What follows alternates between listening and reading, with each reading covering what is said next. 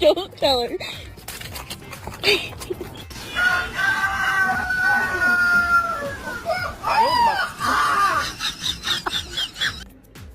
Hey,